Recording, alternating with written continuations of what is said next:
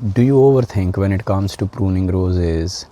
Because I used to think same as well, but over the years I have simplified the process for myself. I have around 70 to 80 rose plants in my garden with 30 to 40 varieties. So what I have done is I have picked up the standard practices and I have either changed their sequence or I have just simplified for myself. I will share that with you today step by step so that you can follow it through and it will make it easier for you when it comes to pruning the roses. Today I'm going to show you how to prune a bush or a shrub rose which is repeat flowering. So I have here 3 shrub roses planted in a triangular shape to create an impact as if it's a one big shrub rose. So I will prune this. Why do we prune roses in first place? There are 3 main reasons. One, you want to make sure that you are getting a lot of new flowers. So when you prune the roses, you get new, more buds forming, which will create more flowers. Then you prune, second reason you prune the rose is because you want to keep it safe from diseases. The last reason why we prune roses is to keep its shape. So we prune it in a way that we want rose to form a particular kind of shape. I will show you now the tools that you need for pruning all different kind of roses. So the first one and the tool you will be most using to prune roses is secateurs. So there are various kind of secateurs, some starting from like 15 pounds to several hundred pounds. You can just pick anything to start with. I would say go with a decent average price to start with, and then as you do more and more pruning you might get an expensive one. And the second tool that you need sometimes is a pruning saw, which is used to prune hard to cut branches which cannot be cut using secateurs. And the last but not least, you might need sometimes annual loopers, but they are rarely used. They will be only used if you can't usually cut using secateurs and you want to reach out a stem or a branch using a looper and just cut it that way. So these are the mainly tools to cut the stems when it comes to rose pruning. For gloves, you can use a normal gardening gloves which have some protection for the thorns. So they have a little sort of a rubbered layer on top of them to protect from thorns. Or you can buy the gloves especially designed for rose pruning which are leather gloves with protection for your lower arms as well. I normally use, most of the cases I use the simple gardening gloves with a little bit of protection because I find handling tools way easier with these gloves as compared to these thicker leather gloves. But if a rose bush has a lot of thorns, small ones, and you are struggling with the normal gardening gloves, then you may time to time pick these ones to prune. But for me, most times I just use the simple gardening gloves with some protection for the hand.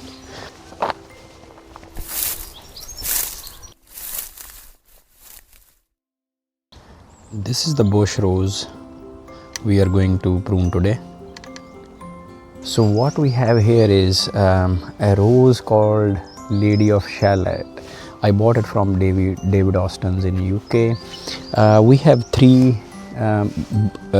shrub roses, so 3 bushes of Lady of Shalott here, planted in a triangular way to create a bigger impact. It's a really beautiful rose, pretty much disease free, and if you prune it well, then basically it just gives you a lot of flowers and create a really nice impact.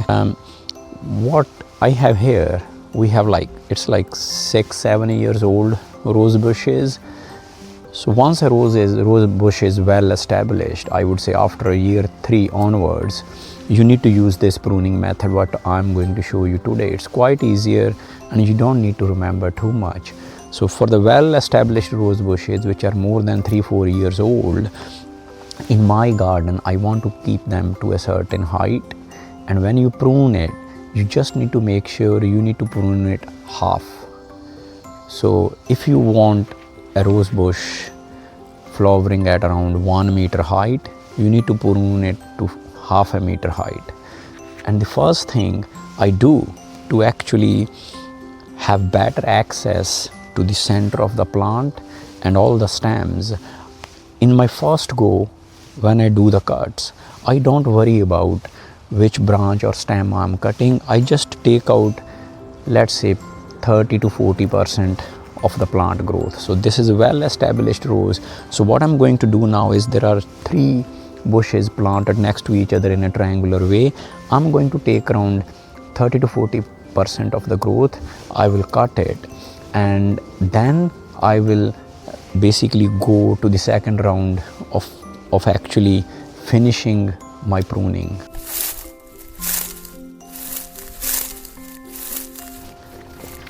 So in first go, what I'm going to do now is, I'm just going to take away around 30 to 40% of the growth, and then after that I will finish it in the second iteration, where we finalize what shape we're gonna get and what other things we need to do to tidy up.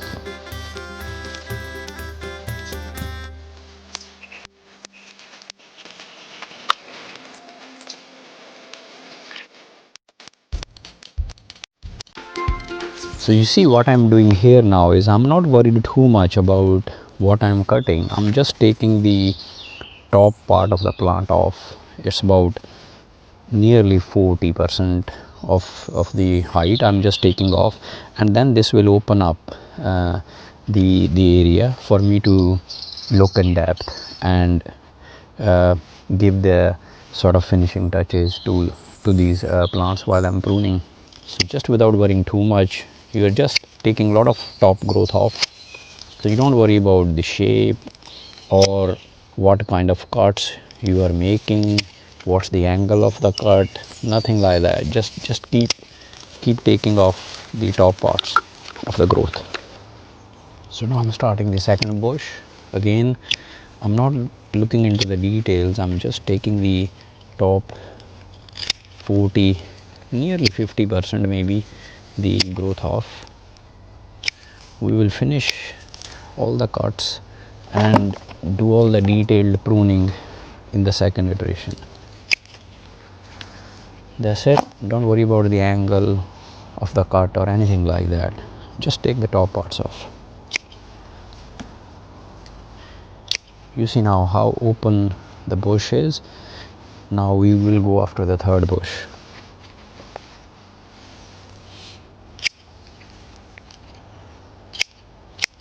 You see, I'm not worried about where I'm cutting from, which way is the bud or anything. Just take the top parts off. Now we start the second iteration of pruning, where we look at each bush in depth and then go through it.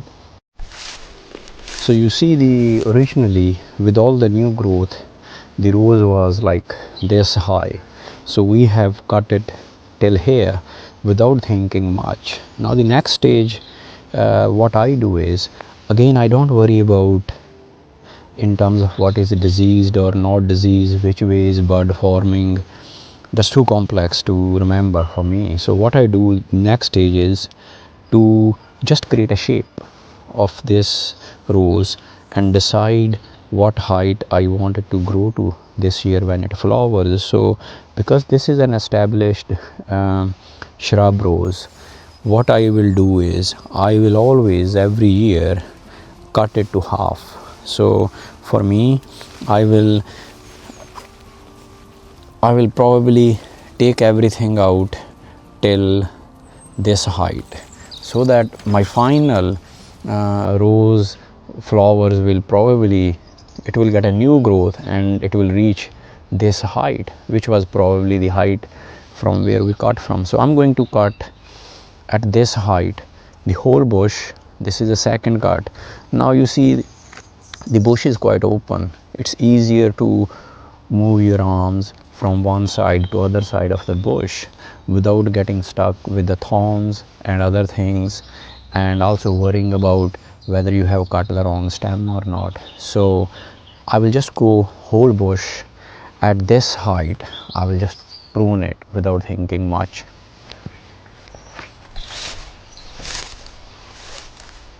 So I'm like, this is my cut. Now I'm going to, some of the stems, these cuts might be final cuts. So what I would like to do is make the cuts at a slight angle. It doesn't need to be, some people say 45, you don't need to really like worry too much about, it should not be like too steep and it should not be too flat. Just give it a slight angle so that the rainwater drops off. The another thing, usually, like today is a very clear day, so I always do pruning on a clear day because it gives the newly cut stems time to heal. So these cuts are gonna heal, so there is a less chance of disease or this stem dying or things like that. So as long as it's a clear day, you keep a slight angle when you cut it, you are good. So what I'm just doing is I'm just taking this as a reference and I'm going to chop everything off at that angle. You see, now it makes life easier to do that first rough cut which you did, because now you can see the whole bush quite easily, and you can access different parts of bush easily because there are no branches coming in or the stems coming in your way. So you just, so this is my sort of second iteration.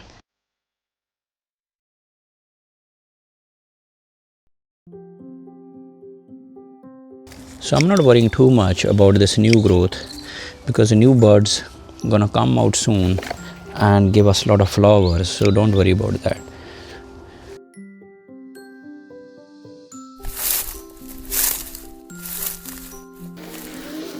So next step we do is we remove all the dead stems, like these ones which have gone brown.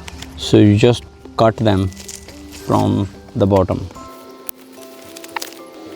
where we follow the process of what I call 4Ds. So that's like, first D is for any diseased or dry wood. So dry wood, diseased, and anything dead. So as you can see, this stem has died, so we need to take it out right from here, just right at the soil level, and same way you need to take this one out as well. So you see, this is example of a stem which was probably pruned last year, but it has died till here. So for such stems, just cut it as close as possible to the point where it has dried. So once all the dead brown stems are cut and got rid of, the next step is to get rid of any damaged or bruised stems because of stems rubbing against each other, or any stems which are next to each other. Cut one of them so that they don't really get bruised. So this one, if you see, this one is damaged because of similar sort of thing, like last year maybe two stems were rubbing against each other, so it's damaged. So I will cut it below this damage so that it doesn't get diseased. As I said, just make sure your cuts are at a slight angle. Next step is you need to go around the bush and take out any thin, very thin branches, because the thin branches, they don't give you much flowers. It's mostly leaves, and that's not helpful. So I normally go by each stem. You should not have left with any stem which is less than a pencil thickness. So this is kind of sort of a thickness of your normal pencil, so lead pencil. So if you take that as a reference, so you will need to take out all these kind of smaller branches. Now if there is something like this, I will normally cut lower so that the whole thing is taken off, but you can, if you want, just cut these small branches. Well, I will just cut from here because this stem is already dead from top, but doesn't matter, you can also take out the smaller stems.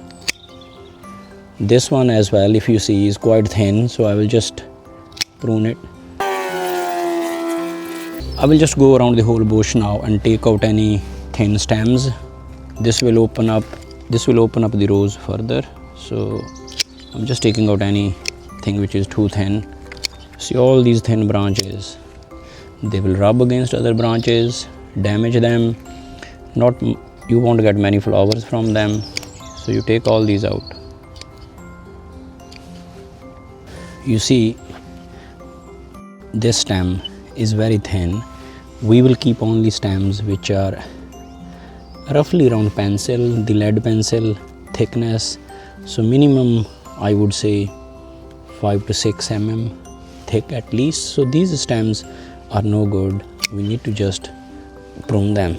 If they are starting from a bigger stem, you can just cut it as close as possible to the original stem.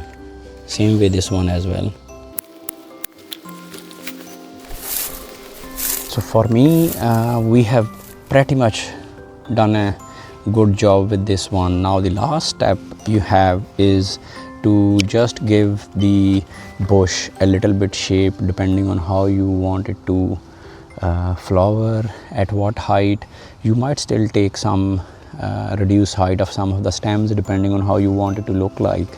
I want well-rounded bushes when I talk about these three plants which I'm pruning today, because they have a path both way.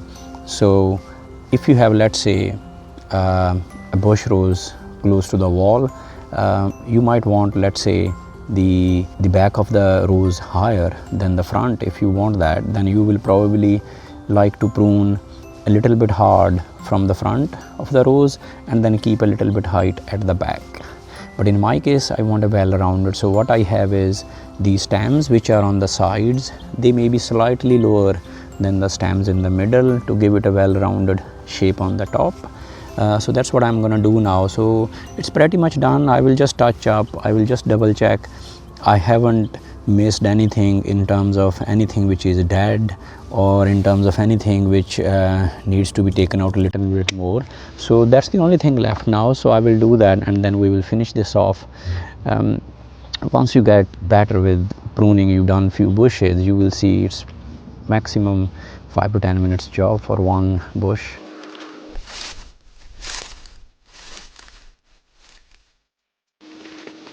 So when you are giving the final touches, it is good idea to sit down to the level of the rose bush, because it gives you better visibility on the kind of shape that the bush is taking, and then you can adjust it, cut things, anything which you think you missed, any thin branches, any diseased branches.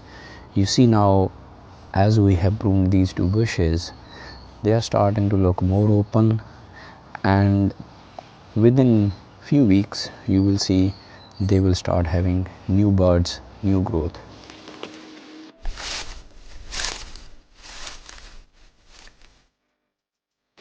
Look at those three bushes now.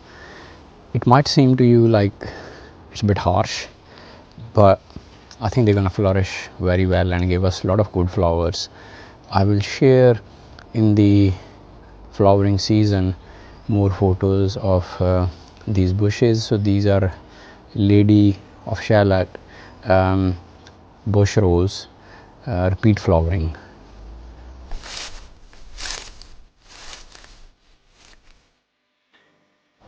So that's how you prune repeat flowering bush roses.